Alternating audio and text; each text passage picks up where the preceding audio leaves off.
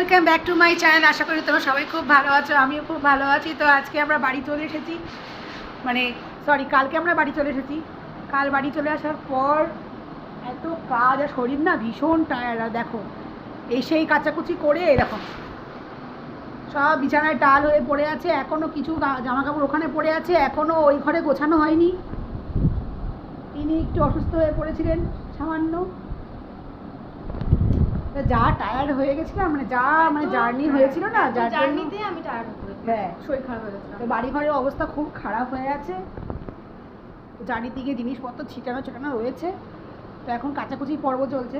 তো কিছু কাচাকুচি করেছি, কিছু কাচাকুচি করে শোকানো হয়ে গেছে। দেখো দেখালাম তোমাকে, বিছানার মধ্যে সব টাল হয়ে আছে। এখনও অনেক কাচাকুচি বাকি।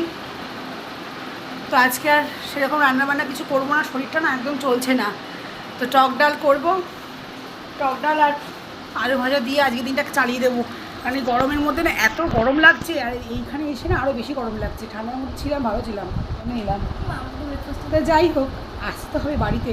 তবু দেখো বাড়িতে আসার একটা আনন্দই আলাদা। বাড়িতে এসে বাড়ির বিছানাটা যখন পাওয়া যায় না, বাড়ির বিছানায় যখন শোয়া হয়, তখন যেন সব ক্লান্তি দূর হয়ে যায়, তাই না? যতই হোক কুঁড়ে ঘর হলেও নিজের বাড়িটা বাড়িয়েই থাকে। তো চলো আজকের দিনটা এভাবে শুরু করলাম। তো দেখি সারাদিনে কী কাজকর্ম আছে, যেগুলো গোছানো নেই সেগুলো গোছাতে হবে। বাড়িঘর তো সব অগোছানো হয়েছে, সেগুলো সব সেটিং করতে হবে। আস্তে আস্তে সব আবার স্বাভাবিক জীবনে ফিরতে হবে। তো চলো, রেগুলার লাইফ, সেগুলো থেকে তো আর নিজেকে সরিয়ে ফেললে চলবে না, সেগুলো তো করতেই হবে। ঘোরাফেরা, এন্টারটেইনমেন্ট এগুলো তো জীবনে থাকবে, তার সঙ্গে সঙ্গে নিজেকেও বাস্তবের মধ্যে রাখতে হবে। বাস্তবের মাটিতে পা দিয়ে চলতেই হবে, কিছু করার নেই। আর এই দেখো বেচারা না গরমে খুব কষ্ট হচ্ছে, সব সময় এসি চালিয়ে রাখতে হচ্ছে ওর জন্য। এসি চালিয়ে রাখলে পরেও একদম সহ্য করতেই পারছে না গরমটা। দেখো গাড়ি, এখানে কিছু জামা কাপড় পরে আছে, এদিকে সব অগোছালো হয়ে আছে। আরও কিছু আছে, তাও দেখাচ্ছি তোমাদের।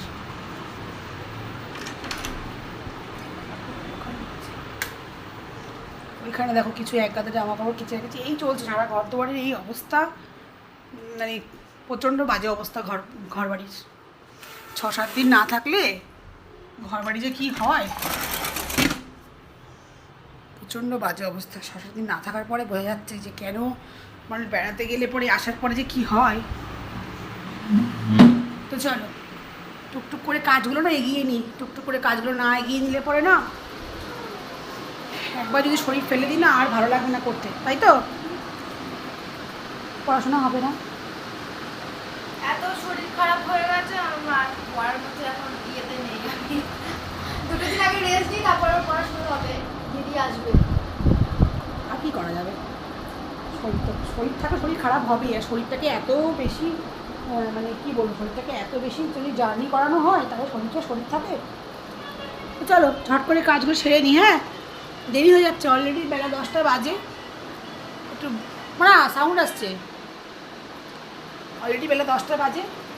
আর আজকে একটু লেট করেই ঘুম থেকে উঠেছি, বুঝলি না, শরীরটা চলছে না একদম। কত কাজ বাকি রে মনা, কী করে করবো রে? হ্যাঁ, কী করে করবো কাজগুলো? নিয়ে থাকলে হবে না, একটা রোবট আনতে বলছি, বাবাকে বলছি এমন একজনকে নিয়ে আসো যে মায়ের সব কাজ করে দেবে, মাকে। তাহলে তাকেই আমি ঘরে রেখে দিই, তুমি বাড়ির থেকে বেরিয়ে চলে যাও। তোমাকে আর রেখে কী হবে? বেকার বেকার। হ্যাঁ, তুমি দিদা বাড়ি চলে যাও। রোবটকে তো চার্জ দেবো, ঝামেলা মিটে যাবে। তোমার জন্য এত খাওয়া দাওয়া খরচা, জামা কাপড় এসব সারা দিয়ে যেসব খরচাপাতি আমার হচ্ছে, তার থেকে তুমি বাড়িতে চলে যাও, রোবটটাকে এনে রাখি, তাই না বন্ধুরা বলো? আমাদেরকে বাড়ি থেকে বের করে দেবে, তারপরে হ্যাঁ, তা কী করবে? রোবট যদি এনে, রোবটের তো শুধু চার্জটুকু খাবে, রোবট শুধু চার্জ খাবে, ঝামেলা মিটে যাবে, সব কাজ করে দেবে। আর আমাদের পিছনে কত ঝামেলা বলতে কি, খাওয়া দাওয়া 3 বেলা, তারপরে জামা কাপড়, সাজগোজ, তাই না? এমন একটা ক্যাপাসিটি থাকতো আমাদের যে রোবটের মতন কাজ করতে পারতাম, বা ক্যামেরা থাকে না, টাইমলেস, ফটাফট যে কাজগুলো হয়ে যায়, ওরকম যদি স্পিড কিছু একটা ফেসিলিটি আমাদের থাকতো, তাহলে মনে কাজগুলো একটু ইজি হয়ে যেত। একটা তো পাওয়ার দিতে পারতো ঠাকুর নাকি। হ্যাঁ সত্যি বাবা, যত পাওয়ার, যত এক্সট্রা এনার্জি সব স্বর্গবাসীদের, মর্তবাসীদের জন্য কিছু রাখেনি ঠাকুর। তো চলো আর কি করা যাবে, কাজগুলো করতে হবে, যখন করেই ফেলি।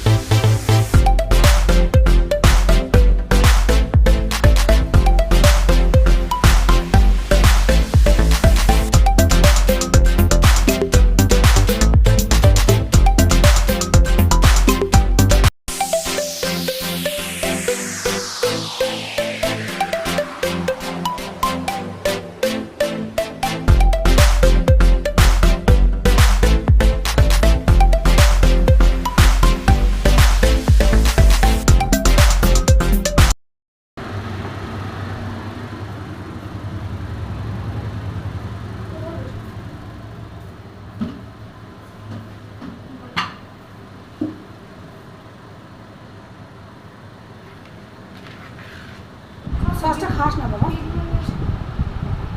বিট নুন দিয়েছি, তরমুজ শেষ হয়ে গেছে রে।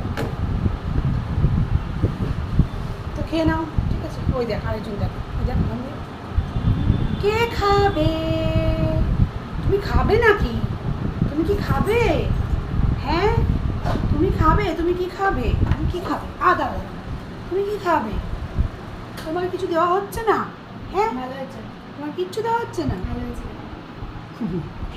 Thank you. চলো Welcome. চলো কাজ করি, চলো। তোমরা মামামের সাথে একটুখানি হেল্প করে দাও না, আমাকে একটু হেল্প করে দিতে পারো না? আমাকে একটু হেল্প করে দিতে পারো না? একটু পারো হেল্প করে দিতে, তাহলে তো একটু কাজে সুবিধা হয়। দুটো দুটো ছেলে থাকতে কেউ হেল্প করে দেয় না। এই যে তুই বাইরে যেতে পারিস, মিস্টার পপি, একটু বাইরেও যায় না ও। কী হচ্ছে? গরমে এত কাজ করতে হবে না সোনা, গরমে এত পাহাড় দিতে হবে না বাবা। তুমি এসে ঘরে বসো, ঘরে বসো তুমি। লোমগুলো কেটে দিলাম, আবার লোমগুলো হয়ে গেল। চলো ঘরে চলো, আসো, চলো চলো চলো ঘরে চলো। চলো দেখি, দেখি তো দেখি আমার সাথে কী কাজ করে দেওয়া যায়। চলো দেখি, ঘরে বসো তুমি, বেশি বেশি দৌড়াদৌড়ি করো না। এসো এসো, চলে এসো। হ্যাঁ দুজনে চলে এসো, দুই ভাই চলে এসো, চলে এসো, এসো চলে এসো। হ্যাঁ চলে এসো, বসে পড়ো, এখানে বসে পড়ো, এখানে বসে পড়ো, এখানে বসো, ওখানে বসো, যাও। হ্যাঁ বসো বসো, সিট সিট। হ্যাঁ শুয়ে পড়ো, হ্যাঁ গুড বয়।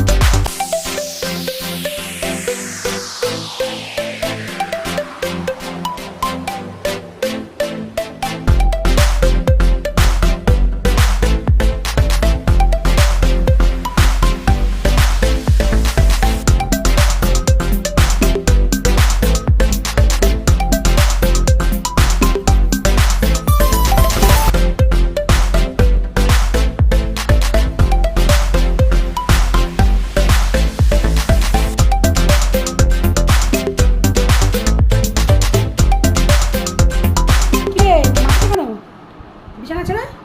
খুব গরম লাগছে, পাচ্ছি না আমাদের, হ্যাঁ খুব গরম লাগছে। এ ভগবান, দেখো বিছানা ছেড়ে গরমে মাটিতে গড়াগড়ি খাচ্ছে। এমন পরিমাণে গরম পড়েছে, এমন পরিমাণে গরম পড়েছে, মানুষকে বিছানা থেকে মাটিতে নামিয়ে নিয়ে আসছে। ফ্যানটা তুলে দাও। এর থেকে ফ্যান আর জোরে হবে না। এই ফ্যানের রেগুলেটর তাহলে ডবল রেগুলেটর লাগাতে হবে। আর হবে না, না এর থেকে জোরে হবে না, হাওয়াই লাগছে না। তোর আর হাওয়া লাগবে না। হে ভগবান, একটু ছাদ থেকে লেবু এনে দেন। আর তাহলে লেবু আনবো, আমি নিজে আনবো, নিজেই খাবো। যা, তোকে দেবো না, তোর বাবা দেবো না। যা না না না না, আমি যাবো না। যা তুই নিয়ে আয়, যা একটা লেবু নিয়ে আয়। এই তো ছাদের মধ্যে লেবু, আর আমটা শরৎ করে দিবে। দেখো গাইস, এই গরমের মধ্যে আমাকে এখন লেবু আনতে পাঠিয়েছে। গরমে আমি আর পারছি না, তাও আমাকে এখন লেবু আনতে যেতে হবে। ভালো লাগে। এই মা, ছাদের দরজা তালা দেওয়া, তারাও তালা খুলি। তো গাইস দেখো রোদটা, দেখো আমার ছাদে পা দিতে ভালো লাগছে, তাও এই জায়গাটা একটু ছায়া বলে। বাবা দেখো রোদটা, ছাদে পা দিতেই ভয় লাগছে। ওই বাবা, ছায়া খাবো তো এক্ষুনি। আর দেখো আমাদের কাছে কত লেবু হয়েছে, দেখো সব ছোটো ছোটো লেবু হয়েছে, পাকছে লেবুগুলো, আস্তে আস্তে বড় হচ্ছে। তো দেখি কোনটা বড় হয়ে গেছে সেইটা নিয়ে যাবো। এই ভেতরেরটাই মনে হচ্ছে, ও বাবাটি কাঁটা খাচ্ছি, কোচা খেলাম গো। কোনটা নিই রে ভাই, এটা ছোট, কোন লেবুটা নেব? দেখি আর তো কোনো লেবু হয়। ছিঁড়ে নিয়েছে একটা লেবু।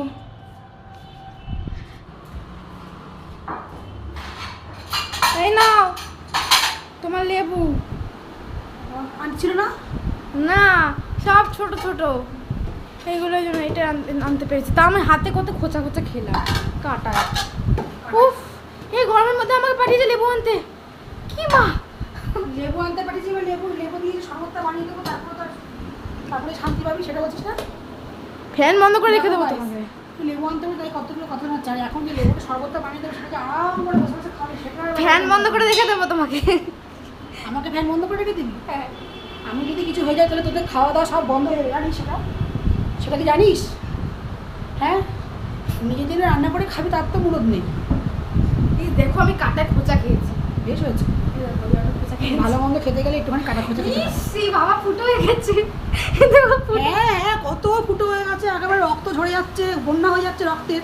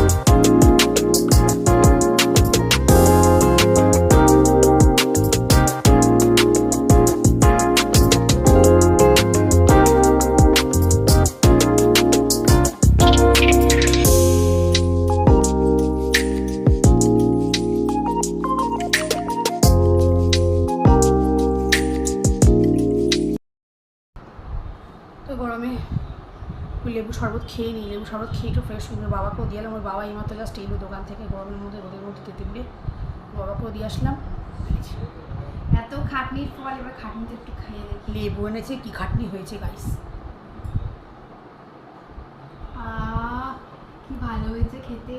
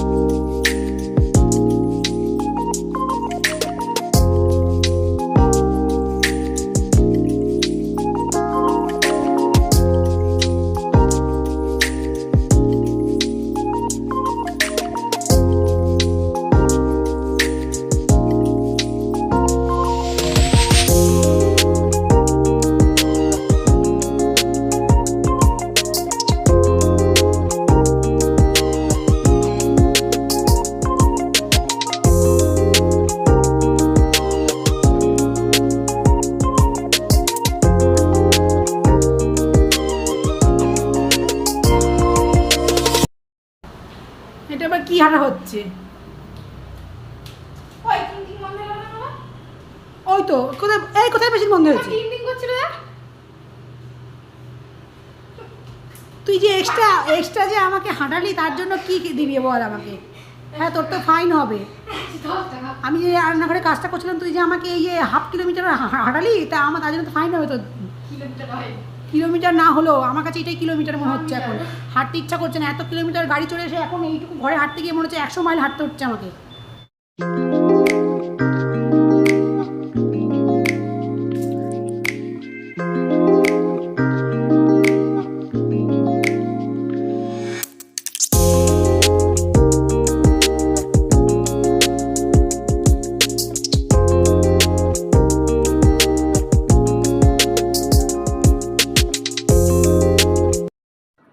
তো দুপুরবেলা আমাদের লাঞ্চ হয়ে যাওয়ার পর গাছগুলোতে একটু জল দিতে এসেছিলাম, যেহেতু কদিন ছিলাম না। দেখো গাছগুলোর কী অবস্থা, ভালো করে জলও পড়েনি, একদম শুকিয়ে কাঠ হয়ে গেছে। তো এখন এই গাছগুলোতে জল দেবো। আর আমাদের দেখো এই যে গলির মধ্যে না একটা কুকুর এসে না সবসময় শুয়ে থাকে গরমের মধ্যে। তো আমরা ওকে তাড়াই না, এত গরমের মধ্যে বাচ্চাগুলো কোথায় যাবে। তো আমি সেই জন্য চেষ্টা করি যে ওদের জন্য একটু গলিতে একটু জল রাখার। ওই যে দেখো বাটিটার মধ্যে জল রেখেছি, আর ওই দেখো ওই এসে শুয়ে আছে। তো সেই জলটাও দেওয়া হয়ে গেছে। চলো আবার বিকেলবেলা তোমার সাথে কথা বলছি। তো দুপুরবেলা খাওয়া দাওয়া হয়ে যাওয়ার পর সন্ধে দিয়ে আসার পরে চলে আসলাম ডাইরেক্ট একদম ডিনারে। তো যেহেতু বাইরে গেছিলাম, তো জানোই তোমরা বাইরে গেলে খাওয়া দাওয়ার একটু অনিয়ম হয়। তো সেরকমভাবে খাওয়া দাওয়াও ঠিক মতন হচ্ছিলো না। তো তাই জন্য ওর বাবা আর আমার মেয়ের একটুখানি আবদার হলো যে একটু চিকেনের কিছু রেসিপি করো। তো সেই জন্য চিকেনের এই রেসিপিটা একটু বানালাম। তো প্রথমেই দেখো যে চিকেনটা ভালো করে ধুয়ে নিয়ে আমি নুন আর সর্ষের তেল ভালো করে মাখিয়ে নিলাম। এটাকে ভালো করে ম্যারিনেট করে মোটামুটি 15 মিনিটের জন্য আমি রেখে দেবো। তো চিকেনটা রেডি করার জন্য যেটা স্পেশাল মশলা দরকার সেটা তো আমি রেডি করে নিচ্ছি। তো এটার জন্য কিছু গোটা মশলা দরকার। তো এখানে দেখো একটা পাত্রে আমি একটু সাদা জিরে, জয়িত্রী, দারচিনি, হ্যাঁ, আর জায়ফলটা কিন্তু আমি একদম সামান্য দিলাম, জায়ফল আর শুকনো লঙ্কা 3-4টে, ঠিক আছে। আর দেখো এটা সাহাজিরে। তো এই গোটা মশলাগুলো আমি দিয়ে দেবো। তো আরেকবার আমি রিপিট করছি, সাদা জিরে, জয়িত্রী, জায়ফল সামান্য একটুখানি, আর দারচিনি, সাহাজিরে আর 3-4টে শুকনো লঙ্কা। এগুলো আমি শুকনো খোলায় ভালো করে একটুখানি রোস্ট করে নিয়ে ড্রাই রোস্ট করে নেওয়ার পরে এটা কিন্তু আমি ডাস্ট করে নেব। তোমরা চাইলে এর মধ্যে মৌরি দিতে পারো, মৌরিটাও কিন্তু খুবই ভালো একটা ফ্লেভার আসে, কিন্তু আমার কাছে সেরকম মৌরি ছিল না, তাই জন্য আমি মৌরিটা দিইনি। এ দেখো এই মশলাগুলো দেবে, আর লবঙ্গও দিয়েছি। এবার আমি পেঁয়াজ কেটে নেব। পেঁয়াজগুলো আমি কিন্তু কুচিয়ে দেবো না, পেঁয়াজগুলো আমি মশলার যেরকম গ্রেভি করে সেই গ্রেভির জন্যই আমি কাটছি। তো যেহেতু আমার মোটামুটি 1 কিলো মতন মাংস ছিল, সেই হিসাবে আন্দাজ করে আমি নিচ্ছি মোটামুটি 4 থেকে 5টা মতন পেঁয়াজ আমি নিচ্ছি। তো পেঁয়াজগুলো প্রথমে আমি মোটামুটি 4 ফালি করে কেটে নিয়ে তারপরে আমি মশলা পেস্ট করব। তো দেখো পেঁয়াজটা আমি এরকমভাবে কুচিয়ে নেব, খুব বেশি বড় বড় করে, মানে খুব বেশি কুচোবো না, আমি এরকম 4 ফালি করে কেটে নেব। তো এইভাবে দেখো মোটামুটি পেঁয়াজটা আমি কেটে নিচ্ছি। এরপরে আমি আদা রসুন সবটাই আমি যেরকম পরিমাণ সেটুকু আমি ছাড়িয়ে নেব। তো পেঁয়াজ কুচানো আমার হয়ে গেছে, এবার আমি রসুনটা ছাড়িয়ে নেব। মোটামুটি একটা গোটা রসুন আমি দিয়েছিলাম। তো এই দেখো রসুনগুলো আমি ছাড়িয়ে নিচ্ছি। তো এরকম আমি 1/2 ইঞ্চি আদাটা আমি নিয়েছি, আদাটা আমি ছাড়িয়ে নিলাম। ছাড়িয়ে নিয়ে মোটামুটি আমি 3-4 টুকরো করে নেব। তো দেখো 3-4 টুকরো করে নিয়ে 3 টুকরো করে নিয়েছি। এর সাথে কিন্তু আমি দেখো এই কাঁচা লঙ্কাও নিয়েছি, পেঁয়াজ, রসুন, কাঁচা লঙ্কা, আদা আমি একবারে কিন্তু পেস্ট করে নেব। কাঁচা লঙ্কাটা তোমরা বুঝে দেবে, যেগুলো শুকনো লঙ্কা দিচ্ছ সেহেতু কিন্তু কাঁচা লঙ্কাটা তোমরা কিন্তু আন্দাজ করে দেবে। আর আমি দিয়ে দিলাম একটু চালমগজ। তো চালমগজ আমি দিয়ে দিয়েছি, আর একটু কাজুও দিয়ে দিয়েছি, কাজু আর চালমগজটাও দিয়ে দিয়েছি। আর এরকম করে ফাইন একটা পেস্ট আমি তৈরি করে নিয়েছি। এরকম একটা পেস্ট, তোমাদের একটা স্মুথ পেস্ট তৈরি করে নিতে হবে। আর এই মিক্সি জারে দেখো এইগুলো যে ড্রাই রোস্ট করলাম মশলাগুলো মিক্সি জারে আমি এগুলো ঠান্ডা করার পরে ভালো করে গুঁড়ো করে নিচ্ছি। তো এই মশলাটা দিলে পরে তোমাদের চিকেনের টেস্ট কিন্তু ভীষণ ভালো হবে। তো এবার দেখো কড়াইতে সর্ষের তেল আমি গরম করে নিয়েছি, এবার দিয়ে দিলাম পুরো তেলটা ভালো করে গরম হওয়ার পরে আমি মশলার পেস্টটা দিলাম, দিয়ে ভালো করে এটাকে কষাতে হবে যতক্ষণ পর্যন্ত কাঁচা গন্ধটা না চলে যায় আর তেলে যতক্ষণ না ছাড়ে ততক্ষণ কিন্তু কষাতে হবে। তো কষানো হয়ে গেলেই আমি দিয়ে দেবো এর মধ্যে চিকেনটা। তো কষানো হয়ে গেলেই আমি এটা মধ্যে চিকেনটা আমি দিয়ে দিলাম, যেহেতু ম্যারিনেট করে রেখেছিলাম চিকেনটা নুন আর তেল দিয়ে তো দেখলে তোমরা ম্যারিনেট করে রেখেছিলাম। তো এর মধ্যে কিন্তু কোনো হলুদ তোমরা দেবে না, চিকেনটা কিন্তু পুরো সাদা সাদাই হবে। তো চিকেনটা এরকমভাবে কষানোর পরে, কিছুক্ষণ কষানোর পরে হালকা একদম লো ফ্লেমে রাখবে। তোমরা জানো কি না আমি জানি না, তবে আমি তাও বলি যে কাজু বাদামের কোনো রেসিপি করতে গেলে তোমরা কিন্তু আঁচটা কিন্তু একদম কমিয়ে দিয়ে করবে, ঠিক আছে? তো এটা মোটামুটি একটু স্টিম হোক, মোটামুটি একটু জুস বেরোনো পর্যন্ত আমাকে ওয়েট করতে হবে। আর আমি আঁচটা কিন্তু লো ফ্লেমে রেখেছি। তো কষানোর পরে আমি কিন্তু এটাকে চাপা দিয়ে দেবো লো ফ্লেম করে। মাংস থেকে জুসটা বেরোনো পর্যন্ত আমি ওয়েট করব। তো এর মধ্যে আমি দিচ্ছি ফেটিয়ে রাখা টক দই, মোটামুটি 1 কাপ মতন টক দই খুব ভালো করে ফাইন করে ফেটিয়ে নিয়েছি। তো ফেটিয়ে নেওয়া টক দইটা আমি এর মধ্যে দিয়ে দিলাম। তো তোমরা চেষ্টা করতে পারো এরকম পর্যায়ে তোমরা দিতে পারো টক দইটা, বা তোমরা আগে কিন্তু টক দইটাকে মাংসের মধ্যে মাখিয়েও নিতে পারো। তো মাংস যখন তোমরা টক দই মাখাবে, তোমরা কিন্তু ভালো করে দইটাকে ফেটিয়ে নেবে যাতে কোনো লাম্পস না থাকে। লাম্পস থাকলে কিন্তু গ্রেভিটা কিন্তু স্মুথ টেক্সচারটা আসবে না। তো এইভাবে আমি আরও কিছুক্ষণ কষিয়ে নেব। দেখো মাংস থেকে জুস বেরোচ্ছে। আর আমি এই পর্যায়ে আমি নুনটাও চেক করে নুনটাও দিয়ে দিলাম। তো তোমরা এখানে চেক করে নেবে নুনটা কীরকম, তোমাদের কীরকম মানে তোমাদের স্বাদ মতন তোমরা নুনটা তোমরা দিয়ে নেবে। তো এইভাবে মাংসটা ভালো করে কষানোর পরে আমি দিয়ে দেবো যেই মশলাটা আমি রেডি করে রেখেছিলাম, সেই মশলাটা আমি পুরোটাই দিয়ে দিলাম। এই মশলাটাতেই কিন্তু টেস্টটা কিন্তু ভীষণ ভালো আসবে, মশলার ফ্লেভারটা ভীষণ ভালো আসে। তোমরা ট্রাই করে দেখতে পারো। আর এই মশলাটা দিয়ে বা এই পদ্ধতিতে তোমরা শুধু চিকেন না, তোমরা পনির, তারপর তোমরা আলুর দম, এগুলোও তোমরা কিন্তু এভাবে রান্না করতে পারো। তাতে কিন্তু ফ্লেভারটা ভীষণ ভালো আসে, এত সুন্দর খেতে হয়। তো এই পর্যায়ে মাংসটা মোটামুটি সেদ্ধ হয়ে আসার পরে আমি এর মধ্যে দিয়ে দিলাম পুরো হাফ কাপের বেশি, 1 কাপই ধরো, 1 কাপ মতো আমুলের ফ্রেশ ক্রিম। তো ফ্রেশ ক্রিমটা দেওয়ার পরে তোমরা খুব বেশি এটাকে কষাবে না বা খুব বেশি ফ্লেমটা বাড়িয়ে দেবে না। আর যদি তোমরা মনে করো এটার টেক্সচারটা একটুখানি ঘন ঘন রাখবে, সেখানে তোমরা একটু কর্নফ্লাওয়ার চাইলে দিতে পারো। তো দেখো মোটামুটি দেখো আমার চিকেনটা রেডি হয়ে গেছে। চিকেনটা কিন্তু আমি সার্ভ করার জন্য একদম বাটিতে ঢেলে নিয়েছি। তো চিকেনটা তোমরা এভাবে ট্রাই করো, আর ট্রাই করে কিন্তু আমাকে জানাতে ভুলো না কেমন হয়েছে।